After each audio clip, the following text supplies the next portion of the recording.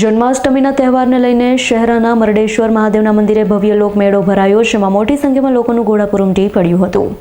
પંચમહાલ જિલ્લાના શહેરામાં જન્માષ્ટમીના તહેવારને લઈ શહેરા લુણાવાડા હાઈવે પર આવેલા પૌરાણિક મરડેશ્વર મહાદેવ મંદિરે જન્માષ્ટમીના પર્વને લઈ ભવ્ય લોકમેળો ભરાયો હતો, જેને લઈ મરડેશ્વર મહાદેવના દર્શન માટે લોકોનું ઘોડાપુર ઉમટી પડ્યું હતું, જેમાં વેપારીઓ દ્વારા વેચાણ માટે અલગ અલગ પ્રકારની ચીજવસ્તુઓના સ્ટોલ ખુલ્લા મૂકવામાં આવ્યા. ખરીદી માટે પણ લોકોની ભીડ જોવા મળી હતી. મરડેશ્વર મહાદેવ મંદિરમાં વર્ષો પુરાણું અને ઐતિહાસિક હોવાથી અહીં દર વર્ષે જન્માષ્ટમીનો મેળો ભરાતો હોય છે.